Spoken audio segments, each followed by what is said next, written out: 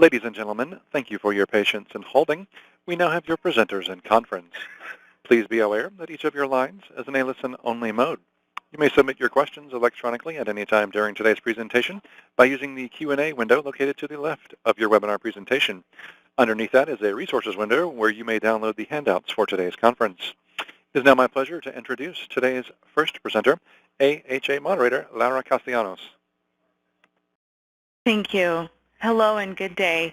My name is Laura Castellanos, Associate Director of the American Hospital Association and lead the Hospital Against Violence initiative. Today's webinar, Providing Medical Safe Haven Patient Visits to Survivors of Human Trafficking, will describe the medical safe haven model, which provides a coordinated warm hand access model of care for victims and survivors of human trafficking. It also provides a full-spectrum, trauma-informed primary medical care and mental health services. This webinar will also demonstrate the importance of community partnerships, patient advocates, trained caregivers that understand the unique needs of those who have experienced or are currently experiencing a trafficking situation. The AHA, Heal Trafficking, and Jones Day Law Firm are working together to bring this series of educational opportunities covering a range of topics to help support your efforts in combating human trafficking. We are also excited to announce that the AHA, along with the Catholic Health Initiatives and Massachusetts General Hospital's Freedom Clinic, successfully last year were able to have ICD-10 codes released by the CDC. These codes are used for classifying sex and/or labor trafficking. We're also committed to raising awareness of these codes, so please visit our website for more information. We understand that trafficking happens in all the communities across our country, and we're committed to working together. So please visit our website and let us know if there's anything we can do to support your work. It is now my pleasure to introduce today's speakers. Dr. Ron Chambers is passionate about acute and longitudinal care for patients who have experienced exploitations of human trafficking and the creation of trauma-informed, victim-centered medical safe havens for survivors, coinciding with resident physician education and training. The medical safe haven is a low-cost, sustainable model that improves care delivery while concurrently training physicians of tomorrow to appropriately identify, respond to, and longitudinally treat these vulnerable patient populations. Also with us today is Jennifer Cox, Program Director of the Human Trafficking Medical Safe Haven for Dignity Health Graduate Medical Education Programs. Jennifer has been strategically involved in Dignity Health's human trafficking initiative since 2015. As a community health specialist, Jennifer led Human Trafficking Response Program initiative support for 5 years of the Dignity Health hospitals in the greater Sacramento service area. Prior to this role, Jennifer served as an executive director for a community resource center and health clinic. It is my pleasure to introduce to you Jennifer Cox. Thank you, Laura. We are excited today to be sharing with you our model of care that's been created, and what I want to help you see first is take note that there's going to be case scenarios shared, and so we just want to remind you to practice self-care throughout this as you need. I want to share with you, before Dr. Chambers begins to share his perspective on our medical safe haven and some of the outcomes we're seeing, that this medical safe haven is built upon the foundation of Dignity Health's Human Trafficking Response Program. So in 2014, Dignity Health launched an initiative across our hospital system to train all of our staff to identify and appropriately respond to those who might enter our healthcare space who were experiencing trafficking. Upon that, there have been lots of different tools that have been created, and with the help of survivor leadership, our very own Human Trafficking Response Director, Holly Gibbs, is a survivor leader and nationally recognized. On the website, you will see on this screen, there's 2 resources shared, and they're also in your resources in the links. I just wanted to draw your attention to them. We have educational modules. We have ParaTool, which has been used. It's a universal education approach that is you can download and have access to. You'll see both the HT Shared Learnings Manual for hospital-based initiatives and also the Medical Safe Haven Shared Learnings Manual, which is for ambulatory sites and clinic sites. They are both there for you, and each one of these sites has a list of incredible articles and publications and videos and resources for you. And these, we just want to continue to share and partner with you across the nation who's doing incredible work. So I just wanted to start and say that, and it's our honor to share with you our learnings today. So I'm going to hand it over now to Dr. Ron Chambers as he begins. Well, thank you both, and thank you for having me. I want to make sure you can hear me correct. I believe that when we go through this conversation today, I really want to focus in on the longitudinal care for victims and survivors of human trafficking, but I want to put it in context that there's quite a few things that I think that have been pretty extensively covered, both through the webinars given through the AHA, as well as there's just a lot of literature being published currently on these topics. And so really we're going to gloss over what you can see on the left-hand column here. We, I think, have pretty much covered and will not cover today the prevalence, the risk factors for exploitation, the signs and symptoms that a clinician may be looking for exploitation. We're really not going to get too much into the basic trauma-informed care principles. I know that that's been extensively discussed by ourselves and others. We've reviewed on previous webinars hospital protocol development and implementation. So that's just going to barely be touched on today. And the rationale and initial steps for medical safe haven implementation have also been done on a previous webinar, and I know that that link is available.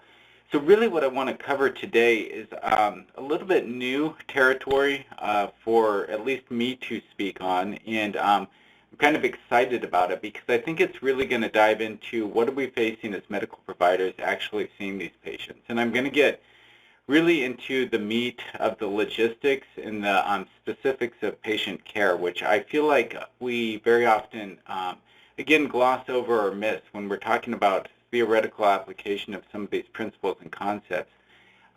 Sometimes the logistics of actually seeing a patient and what to do are just as important. So really today we're going to talk about the medical safe haven in kind of a advanced learning manual approach, where we're going to talk about where we're at, what it took for us to get there, what we're currently seeing in our patient populations, the lessons we've learned as we've gone through this process, and then we really want to look at where do we want to go from here. And honestly, really we want to talk to the people on the line and others that may listen in later on. How can we best collaborate with you so that we can push this concept and this mode of care forward? So again, just stepping back briefly, where we are at today. We have put all of the resident physicians, faculty physicians in my residency program through extensive human trafficking education and training, and we see patients on a daily basis that have experienced exploitation via human trafficking. And so our current situation is that my resident physicians and my faculty physicians routinely identify victims within the clinical settings that we work, whether that be the emergency room, the labor and delivery ward, or outpatient clinics, even in the ICU, because we've created books of some of the local trafficking tattoos. So I've had residents identify intubated patients that cannot speak because they know that the tattoo on their neck is one of our local traffickers. So this is our present, and I can tell you firsthand and for sure that prior to our education and training, we absolutely missed these same individuals. I've brought up this scenario before, but the patient that immediately comes to mind when I discuss this was an 18-year-old I was seeing a while back that had her 5-year-old child with her. She was being sexually exploited the night before I saw her. She was picked up by law enforcement, brought to a safe house. Community agency brought her in first thing in the morning, and as I reviewed her medical record, it was right there in the documentation that who delivered that baby 5 years ago was myself and my physicians. And we delivered a baby to a 13-year-old marijuana positive. We thought we got all the questions answered that we needed. We got social work involved. We thought we discharged her home, put a bow on it. A month later, our same team admitted that child for an acute life-threatening event, and we went through the entire same process, got everybody involved, thought we asked all the right questions. And what was amazing to me is, even at that time, it was glaringly obvious in our documentation that she was experiencing human trafficking, but we weren't educated, we weren't trained to recognize it. So now again, we are recognized, we are trained, and we routinely identify these individuals. I'm not going to say that we identify all of them, but I think far, far, far fewer fall through the cracks. Now, obviously, as many of you on the line are aware and are working with people who have experienced exploitation, many of these individuals have days, weeks, months, years, even decades of histories of trauma, abuse, and this isn't an individual that us as a healthcare system can just identify, appropriately respond to, help get them out of their situation, perhaps into a safe house, and then wash our hands of their care. These are individuals that need our ongoing help and our ongoing assistance in medical care. And really, I think that that's kind of be the paradigm shift that we really need to identify and address in this country, is that getting a patient out is the first step, but keeping them out and helping them along that road to recovery, that's where the real work is. And I really believe truly that that's where we can change people's lives and help them go in new directions. So we created this medical safe haven for both victims and survivors that were being identified within our clinical settings, as well as just a referral source for community agencies working with people that were experiencing exploitation, as a resource for law enforcement and others. And so this is where we stand today. And I'm sorry, this is a little hard for me to see on my screen. I hope it's better for you, but these are our current stats. We're providing about 600 to 700 patient visits per year for human trafficking victims and survivors. And I'm going to get right here into the meat of our outcomes, and then again, I want to step back for a lot of this presentation and talk about what it takes to get here, and specifically the types of conditions that we're seeing, addressing, and that we're problem-solving ways to mitigate. So when we look at the top left-hand corner, it says patient outcomes, and probably that first patient outcome is the one I'm most excited about. One of the community agencies we work with has brought us enough patients that we have objective, statistically significant data that shows that they have about a 4-fold increase in the clients that they're bringing into us completing their programs of recovery. And when I say that, the programs that this community agency is putting their clients through, their clients being people that are currently experiencing or have recently experienced human trafficking. Their program is a really robust program. It may take 6 months to 3 years to get through, but really by the end of it, these individuals are out of trafficking situations. They're on a road to recovery. Their recidivism rate is very low at that point. And again, our clinic versus other clinics in the area that they're brought to has a 4-fold increase in them being able to complete their program. And I'm going to get into later on in this slide set the rationale and reasons why I think that is. We also absolutely see decreased mental health morbidity via scales using PTSD, depression, such as PHQ-9, GAD scores for generalized anxiety. We absolutely see decreased physical health morbidities with STIs, substance use disorders, etc. And I put in there, we've delivered over 15 babies, which is just kind of a fun highlight point. The wraparound services that we're able to provide for these patients truly are wraparound. So one physician in our clinic, being a family medicine residency program, may provide care for a patient, provide care for that patient's child. They may deliver that patient's baby. They can take care of that patient when they get sick and are admitted into the hospital. Our medical assistants work as the doulas for the delivery. So it really has become a comprehensive level of care that I did not imagine that we could have achieved when we first started this. When I look at the provider outcomes, interestingly enough, there's a paradoxical effect that I think many of us would think that via vicarious trauma and just the emotional tax that treating this population may take, that it would be a burnout situation. But conversely, what we see with our physicians is that it's a paradoxical effect on burnout, that because we've implemented multiple ways to try and mitigate vicarious trauma, we find that this is something that motivates many of our physicians and our clinicians. This is why they went into medicine. They wanted to help people. They wanted to help vulnerable patient populations. And this absolutely reminds them of their calling to medicine. It also absolutely has a translation of skill sets to multiple different patient populations. And I say that as a residency program director. It's very important to me that when we teach residents, what they learn is applicable to people from all different backgrounds, walks of life, and demographics. And this absolutely works in that regard. It also is nice that the residents are considered leaders within our hospital system. And I say this because for them it's a sense of ownership and pride to be able to be the go-to person to address this patient population. And it's very interesting when I see a senior ICU doctor dealing with a person who is being trafficked and turning to the intern or resident and asking them questions on how to deal with it. It's nice for the program. It actually has an incredibly high recruitment value. I have more medical students than I can possibly put into our program now that want to come here and see what we're doing with this patient population and learn about the different protocols we're using and workflows to treat them. And it absolutely has increased our integrated care competency. So I would have never imagined being able to be so collaborative with law enforcement, with FBI, with community agencies, with safe housing, domestic violence shelters. It's really been a wonderful experience, and it absolutely improved the care we can provide. We have a lot of research that we're doing right now, trying to create some validation for the educational modules that we've put our residents through. I'll talk a little bit about that. I'll talk a little bit about the patient outcome studies we have, which I've already alluded to. Some of the health system economic outcomes we're hoping to prove. And then there's much, much more underway, and I'll touch on a little bit of it as we go along.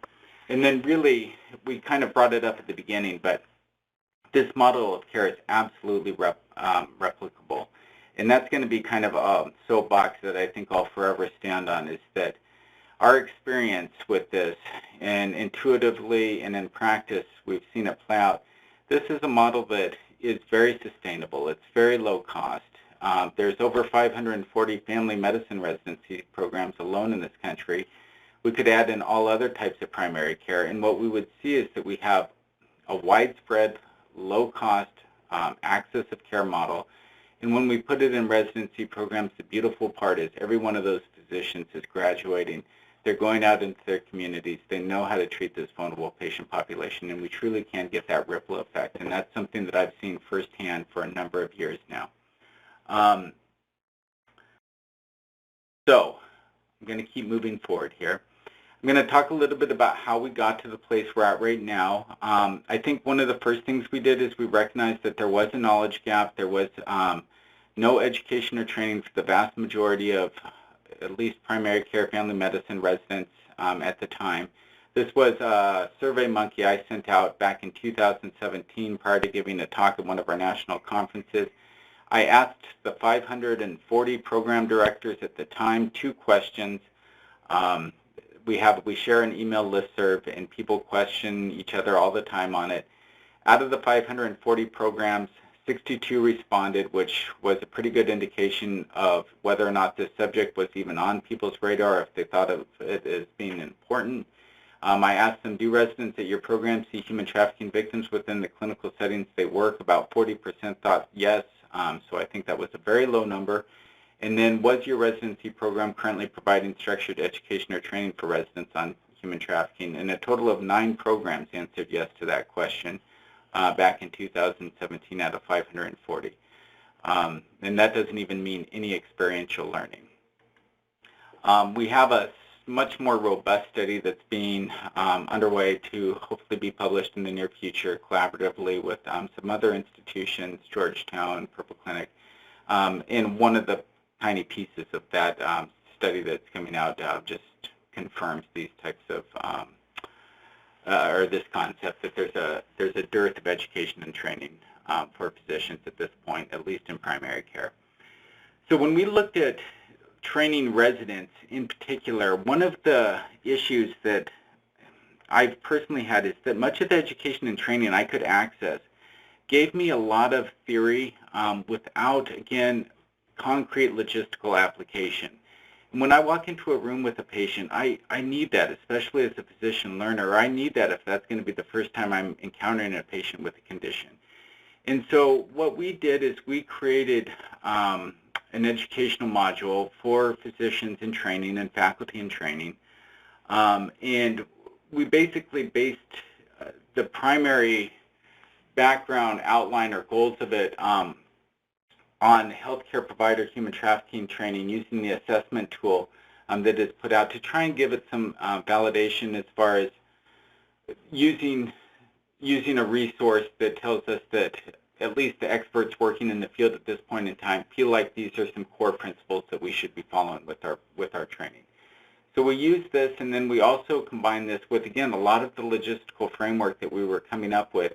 And we evaluated the resident learners throughout the Dignity Health system, throughout 7 different residency programs on their knowledge, skills, and attitudes before and after training.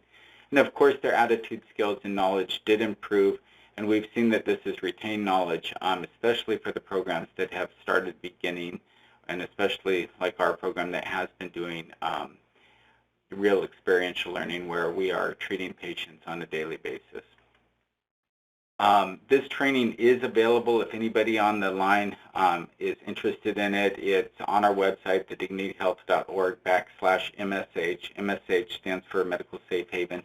And again, we have both the slide set, we have a recorded video that gives backgrounds to the slides, but I'm hoping that this is as free access as possible. So if somebody wanted to use it, they can simply use it, take our name off, put their name on, and apply it as far as well as it works in each of their settings. Again, I'm not going to get into the details of establishing a human trafficking protocol within a hospital system, within a residency clinic, within an ambulatory clinic, but these are absolutely necessary. They need to be established and implemented ahead of time. We've gone through this in previous webinars. Again, I'll just mention that if you go to our website and click on the Shared Learnings Manual, we have templated formats for both the outpatient, inpatient, and residency clinic settings. Obviously, there's lots of other resources on the HEAL website and others that give general recommendations and guidelines for creating a protocol within your healthcare system. This one I just find very nice because a lot of time and effort was put into it. It's been vetted very thoroughly. It has survivor input every step of the way, and it is something that is being used in our hospital systems and is very, very, very impactful on the patient care that we can provide. Now, when we talk about establishing a medical safe haven, I just want to put a definition in here for what I mean by that, because I think a lot of people might have misunderstandings of what that conceptually encompasses. It's basically an umbrella term used to describe clinics providing longitudinal care for patients who have experienced trafficking, using validated, victim-centered, trauma-informed care techniques and incorporating survivor-informed practices. So we're using the term medical safe haven for lots of clinics that could potentially be providing this care for patients. As we established our medical safe haven clinic, I'm not going to get into this too much because Jennifer will touch on it towards the end of the presentation, but a key component was collaboration, and connecting community organizations, law enforcement, hospital systems with victims and survivors and with our clinic. And this was a huge amount of work that I took for granted again, because Jennifer did so much of it in the background, but it really, really enabled us to get our clinic going and for us to get the patients through our doors. I will also say that when we talk about collaboration and coordination and creating workflows and creating a model of access to care, I think it's incredibly important, and I know that I'm preaching to the choir here, but that we use survivor-informed practices. And I talked in the training of physician learners how I think it is important to use a physician or a medical provider training tool such as the one that is linked on our website and that's also on the previous slide. But as we implement a medical safe haven or any type of practice that's going to be taking care of people who've experienced exploitation, I think this is a nice place to start. This is the Survivor-Informed Practice Self-Guided Assessment Tool. Again, we have a link to it on our website, and as you go through it, what it may enable you to do is, as you build your workflows, as you build your systems of care, you can evaluate them, tweak them, and look and make sure, is this survivor-informed? Is what we're doing something that's going to meet these standards? Now, the real part of the presentation that I'm hoping to give today is really talking about what we're seeing and what we're learning. And this is the part where, quite honestly, I feel that I don't see as often in many of the presentations, at least the ones that I'm privy to or that I've listened to or read. I really want to get into some of the case scenarios, and I really want to open up the conversation because many of the issues that we're facing with this patient population are not things that I can open up a textbook and read about or have the textbook tell me what to do for this patient. So as we've gone through this process, as we've provided 1,300 patient care visits, we've had a lot of experience that's been trial and error. We've had a lot of input that's been provided back to us from the survivors that we're treating, from the community agencies, from law enforcement and others. And we've been able to tweak and navigate this and create systems and modalities of care that are, I feel like, pretty innovative. And I really hope that there's some utility for the people listening on this webinar to hear about them, potentially implement them in their practices, and maybe more importantly, for us to open up a conversation about, let's get into the nuts and bolts of how we're doing this. You know, there's very few clinics in this country that are providing this type of care, and we really need to, I think, at this point in time, start coming together and having conversations about what we're seeing, what we're doing, what's working and what's not working, again, as we look at the longitudinal care model for this patient population. And I have this quote here that is basically what I was saying earlier from a survivor. Getting me out was the easy part. Keeping me out, that part was hard. And I will tell you that this is a common theme in the patients that we see, both in those that we identify and respond to and perhaps pull out of trafficking situations within the hospital settings we work, as well as those that we're seeing in our longitudinal care clinic, and as well as those survivors that we see that have been years out of trafficking situations. The real work, the real lives that are changed, that I've seen at least, comes in this second part, this part where we're taking care of patients, not in the immediate acute phase of their treatment, but as we take care of them in the months and perhaps years that follow. So looking just real quick at our medical safe haven demographics, I don't think that there's going to be anything too eye-opening here for people on the call. You can see that there's a wide range of individuals that we see that have experienced trafficking, very often young ages of onset, very often younger for familial. We have been doing a lot of outreach trying to access and increase the patients that we see that have experienced labor trafficking. We're probably at about 10% there. Sex trafficking at about 70% of our patients, in a dual about 20%. As far as ethnicity status, obviously minority status it looks to be a very common theme for people experiencing exploitation.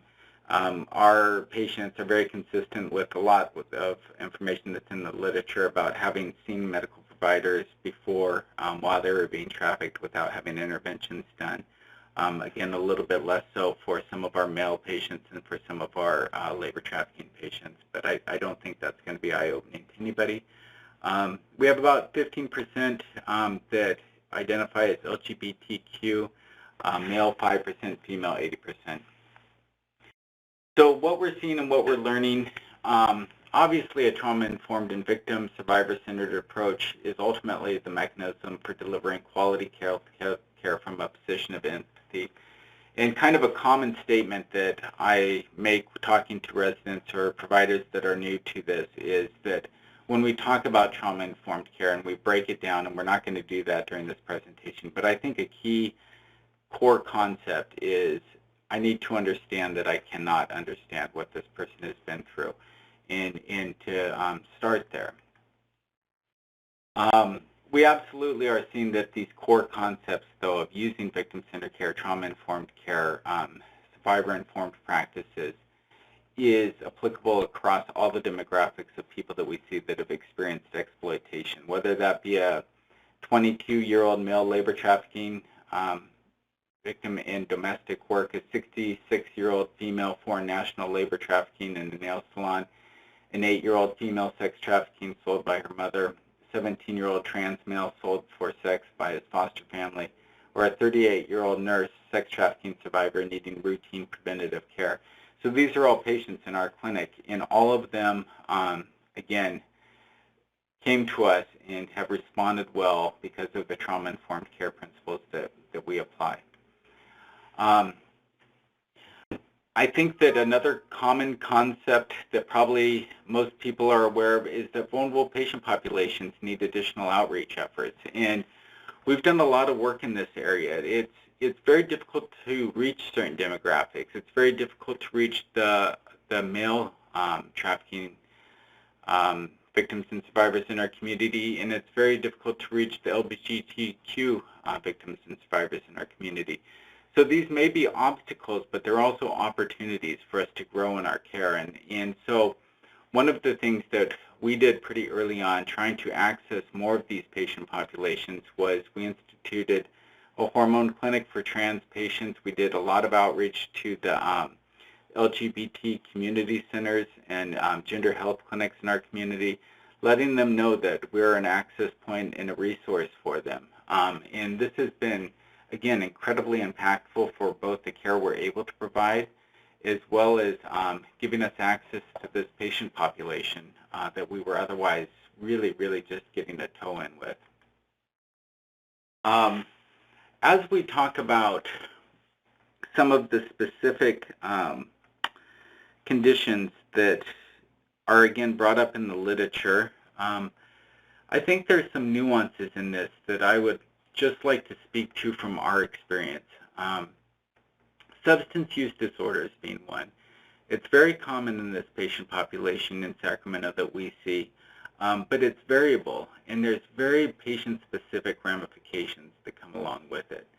So when I think about substance use disorders, I think that a lot of people assume that the trafficker is forcing substances onto the trafficking individual.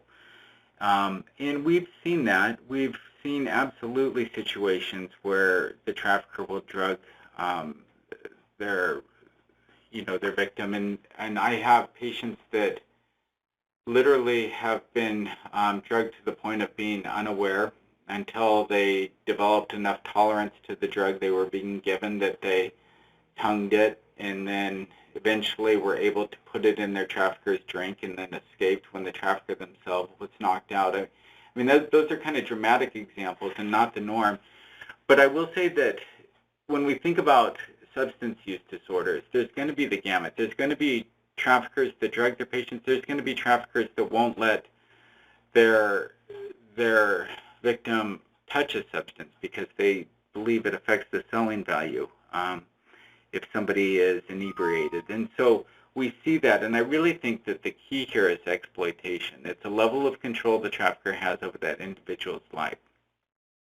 Now, that being said, I think that there's a fair number of patients that are using substances that we see to dissociate from the experiences that they've had.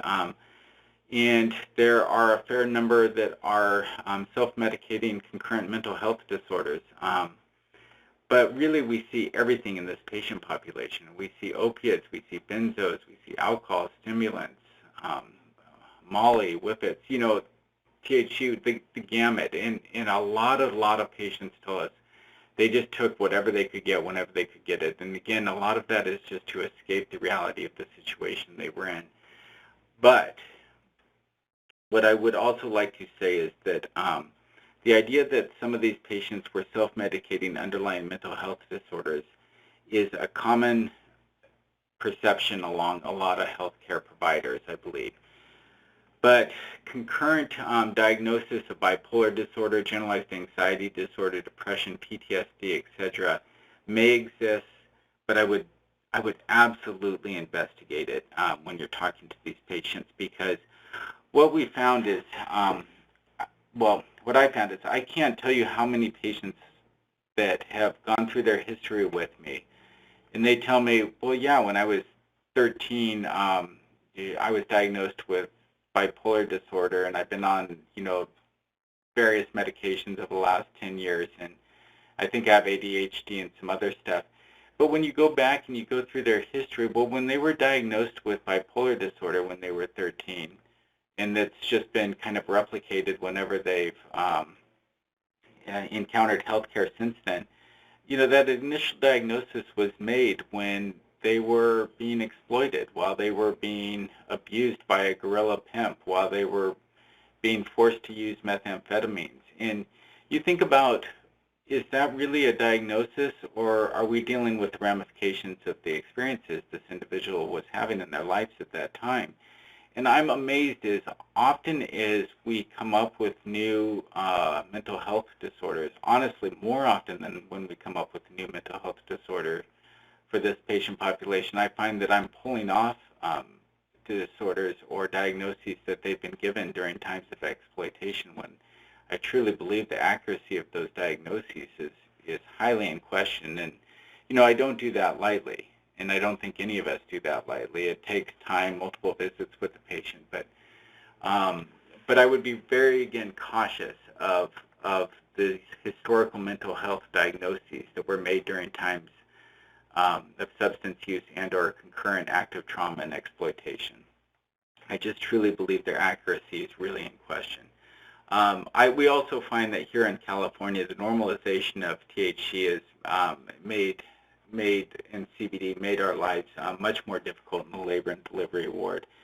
And again, when I treat these patients and others, it's just become so common to have patients in labor that are marijuana or THC positive. So common for patients that are in recovery to still be using CBD or smoking pot. And so I just kind of throw that out there as a side note and word of caution of, I think, where we're at in our society and in our medical ability to treat these conditions when so much of it has been normalized.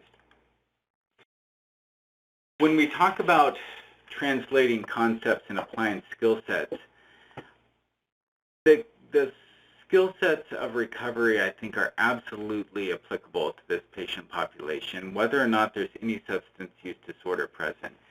And this is really where, again, this is just through our experience of hundreds of patient encounters, where we see there's likely reward pathways that have been built or reinforced, at least, by drugs of abuse as well as trauma. And many of the caseworkers were the first ones to bring this up to me when we would be talking to a patient, and we would be dealing with time frames of recidivism back to trafficking situations, that there was an element of glamour that was associated with it. And the glamour analogy is not something that I came up with. It's something that was used by a caseworker with me. But the intensity of the lifestyle, the constant fight or flight, the constant adrenaline rush, the constant endorphin release, the constant, again, it's just intensity of the situation is going to be something that can become a very normalized experience for an individual. And when we take that away, that almost withdraw from those experiences can be something that we need to really be able to talk about and to try and help a patient mitigate. Otherwise, again, the recidivism rate back in trafficking situations, I think is much higher. The treatment for so many of the patients we see is going to be multimodal, and it's going to involve a domestic violence type of framework. But I think this recovery mindset is incredibly important in understanding that patients that we're seeing in these stages of change, they may be pre-contemplative, contemplative, or in an active stage of change, and we really need to meet them where they're at in that encounter and try and help with time and with counseling, with therapy, with treatment of mental health issues and various comorbidities, help them work through these stages. And this is something, again, that we see relatively regularly. We provide care for patients who may have their trafficker in the room with them while they're getting prenatal care in our clinic. And that person doesn't identify as a victim, and they're absolutely in a pre-contemplative phase of change. But with time and effort and work, we can establish that our clinic is a safe place. We can help guide that patient to various stages of change, to contemplative and then active stages of change, and we can be ready there to help them get out of that trafficking situation if and when they're ready. And I know that can be a little bit hard to swallow for a lot of providers, but again, anecdotally, I can tell you that we've seen it work over and over and over again. And I just love the story of the 18-year-old that I'm currently seeing, that I've been seeing for about 3 years, who came in an absolute pre-contemplative phase of change, being sold on the internet for sex every night. Everybody knew, mom knew, law enforcement knew, but it was a single mom. Nobody could babysit her 24/7, and she was depressed, anxious, flat affect, had no insight or feelings that she was being exploited during that initial encounter. And over the last 3 years, we've been able to treat her depression and anxiety. We've been getting her into peer support groups, into trauma therapy, into various different treatment modalities.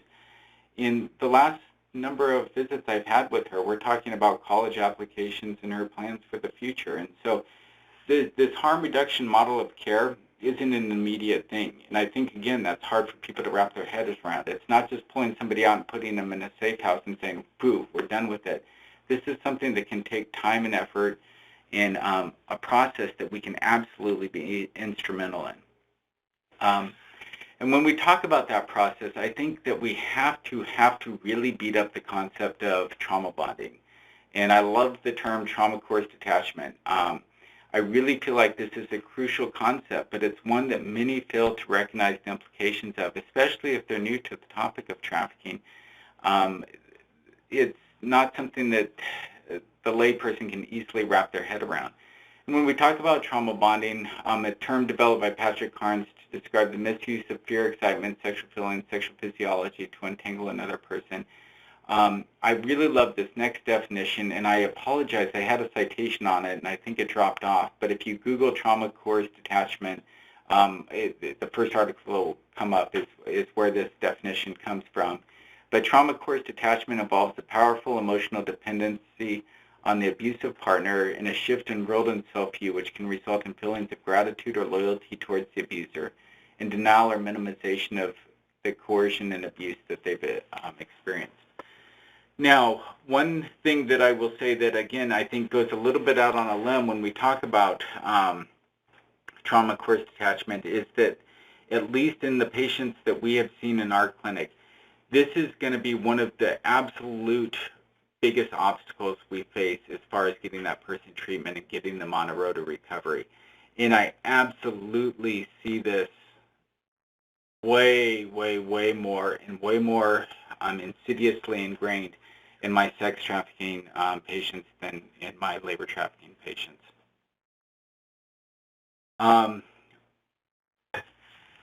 When I also talk about what we're seeing and what we're learning, and we were talking a little earlier about the logistical framework for implementing this care and making it very concrete for the physician learner or the clinician learner, I want to just step back and give you a little perspective. In the South Sacramento region where I run this residency program in family medicine, our patient population is statistically the most integrated in the country for diversity. It also has health statistics comparable to that of a developing country, so it's a very diverse, very underserved patient population. And our hospital works as a safety net for that patient population. And our residents are doing incredible things in that hospital every day. They're running codes, placing central lines, catching babies. They're all over the place. And you think about somebody that's experiencing that on a daily basis, nothing it seems like would scare them in medicine. And I'll tell you, almost to a resident, the first time that they're going to go in and do an intake with a new human trafficking survivor in our clinic, they're nervous. They didn't know how to approach the conversation or what to say. And so over time, this little template is something that we devised that is basically just an outline of how we can walk through that initial interview. And this is something, again, that was evolved with a lot of survivor input and community agency input. And there's just a couple of key points in here that I want to note. One is that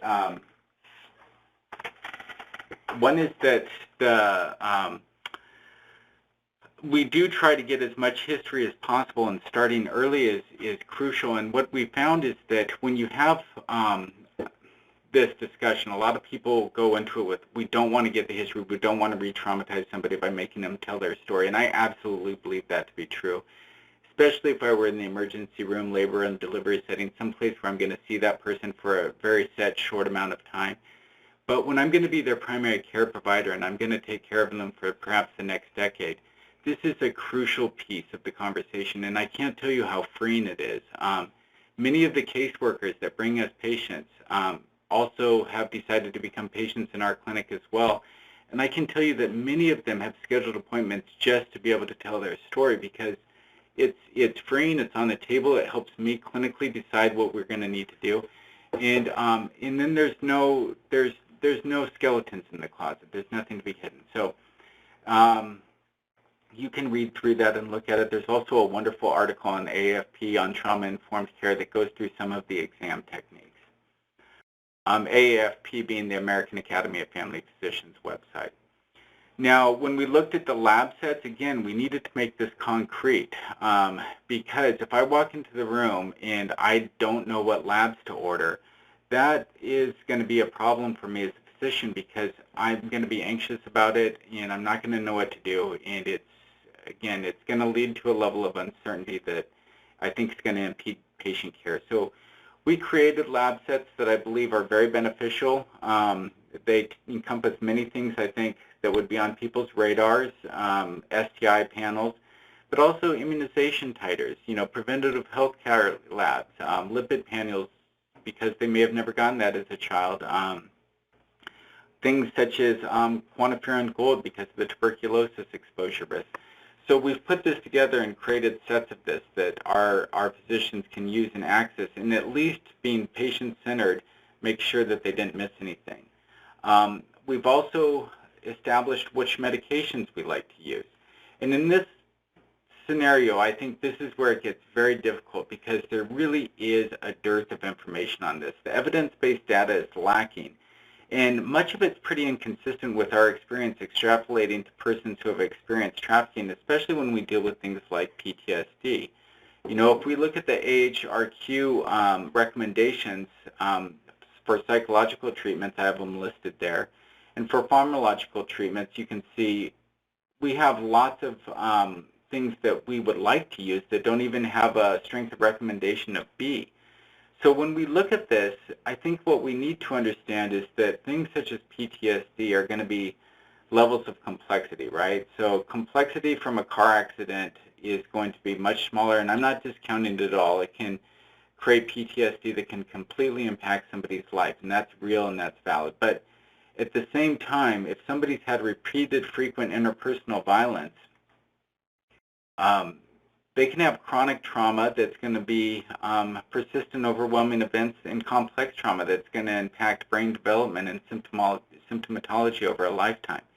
Now, when you think about that, and we think about the treatment of PTSD alone, just this one issue, and we've got to categorize it acute versus chronic versus complex, or all three, and then put in that in context of trauma coerced attachment, I think really what we need to do with these individuals is be very, very patient-centered. And so being able to look at where they're at, the wheel on the left says trauma leading to anxiety, PTSD, hyperarousal, insomnia, emotional lability, substance use, fight or flight, reward pathways stimulated or dampened. We need to be able to understand that if we, again, take somebody whose entire life has been pedal to the metal, foot on the gas, and put them in a safe house, it may be so unfamiliar to them that they're going to bolt. Well, what if we can mitigate that? What if we can stop that from happening? So when we hit that emotional lability piece down here, the hyperarousal piece, the insomnia, if we throw in a little bit of prazosin, we can decrease the adrenergic load. We can start to take away the nightmares. Now, as we go into the emotional lability, if we threw in a little bit of Seroquel, Zyprexa, risperidone, those medications can absolutely help decrease that emotional ability, do it real time, and they can do it in a way that also helps a little sedation for the patient. So what we end up finding is that we have that individual that's in an acute fight or flight type of response. They're in a safe house, they're anxious, they're agitated, they want to bolt. We can help them through those first few days, and we can do it in conjunction with some of these medications. As those days turn into a week or a month, they're receiving the trauma therapy, the parenting classes, the case management support, the things that are truly going to get them on this road to recovery, and then we can taper those medications off. But I think it's absolutely crucial that we start to recognize that we have to intervene early for many of these individuals. And we have to do it in a way that's incredibly survivor-informed, meaning so many patients come to us and say, doctors just kept throwing medications at me. They never did any good. It's a lot different to tell somebody, well, you've got PTSD, here's some Seroquel, to spend a half hour going through this kind of graph with them, talking about the symptoms they're having, talking about how the medications can help them, talking about the risks of the medications, and then helping them understand that if there's issues along the way, we can help them real time to try and mitigate those or change things. And that's what we do. The caseworkers will text our doctors, and it's a residency clinic, so we're on 24/7. And we can up the Seroquel the next night if the first night was not enough. We can adjust medications on the fly. Other things that I think are important, obviously treating STIs, Plan B, long-acting reversible contraception, especially day one if they're amenable to it. PrEP, we need to be comfortable with using substance use disorder medications, both for acute withdrawal and for maintenance. And so our physicians have all become very, very competent with these different types of medications. I did put little light stars on the medications that are the HRQ, strength of recommendation B, but I actually listed the medications in the order that we typically use them. I'm going to bypass this story because I think I'm running out of time, but basically the idea is, again, the resident physician can be treating a patient in so many different walks of their medical life and hopefully be doing that in a way that makes them feel safe. If somebody is looking to be implementing a medical safe haven, what I would really encourage is capture data early. We were very fortunate and have been able to do that, and we have huge spreadsheets of data that we want to publish. I would absolutely evaluate systems and workflows consistently along the way, get survivor input and community agency input each step. And when we've talked about being able to do this, capturing data and evaluating systems, I hope everybody on this call is using the ICD-10 codes for human trafficking. I will tell you that I'm not going to get into the pros and cons in the gray area of having that diagnosis in somebody's chart, whether or not the patient themselves agrees with it or wants it in there. I've seen it work both ways, but that's, I think, a conversation that needs to be individualized with the patient. Again, we've seen significantly decreased morbidity in our patients, improved physician satisfaction with their occupation, and improved collaboration between healthcare, law enforcement, and our community agencies.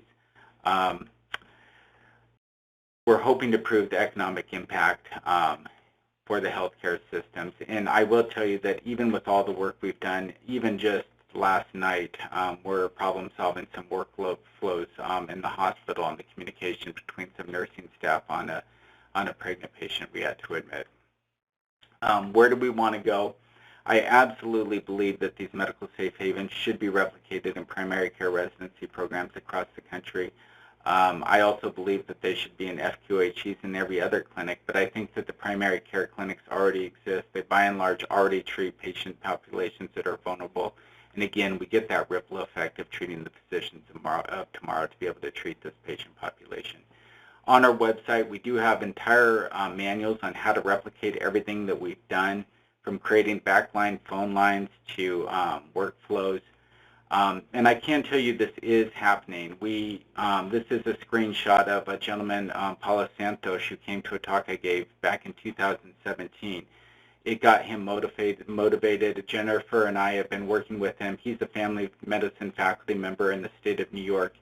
He has got his entire hospital system up and running, Northwell Health, the largest hospital system in the state of New York, with our protocols, and they're replicating the safe haven models within their clinics. And so, again, this can happen, and it is happening.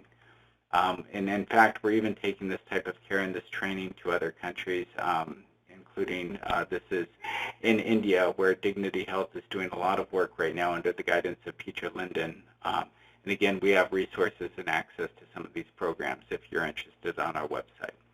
So I'm sorry I ran a little over, but I am going to turn it back over to Jennifer, who can close us out. So I just want to remind you that on our site, we do have our Share Learn manual. Please feel free. It's really not time for Q&A, but you can reach out to us. Our email addresses are there, and we're happy to answer questions. This whole model flow is based upon incredible collaboration, and it's really what I call the bridge of trust. And that is between partner agencies, so all the incredible agencies in the community. And if you want to really look at how we're making an impact for the access for victims and survivors, it's really answering that question. How do we reach them, and how do they reach us? And that's done only through the multidisciplinary process and response. So we have to engage survivors and agency leaders who are doing incredible work in our communities. We have to get advocates involved. And our model, which you can access, is really based upon that work, going into communities and creating those partnerships, respecting and honoring the work they're doing, and just simply saying, if a physician is ready and prepared and understands trauma-informed care, what would it be like for you to not take them to just an emergency department, but take them into a primary care space and establish a relationship with a trusted physician? And I think that that is really the key, is getting the physicians trained, but then communicating that and creating that access for victims and survivors. So we have, again, lots of tools. We even have something that is a readiness assessment tool, and it really helps guide agencies in understanding, and clinics, are we ready to replicate this model? Are we able to do that? It assesses the level of readiness in the community, it levels the capacity, trauma-informed environment, if there's leadership and sustainability, and the clinic's readiness. So it's a tool that can be used. We've used it in our current replication sites. We're in 3 counties within California. So we started right there in the hub. You see in the middle of Sacramento, and now in Shasta County and LA County. And it is a wonderful program, and is providing access to victims and survivors all over. And so I just want to leave you with our email addresses. If there's any questions, again, we're happy to offer that. And I think if anyone wanted to stay on the line and ask some questions, we're happy to do that as well. David? If you'd like to ask a question, you may submit your question by using the Q&A window located to the left of your webinar screen.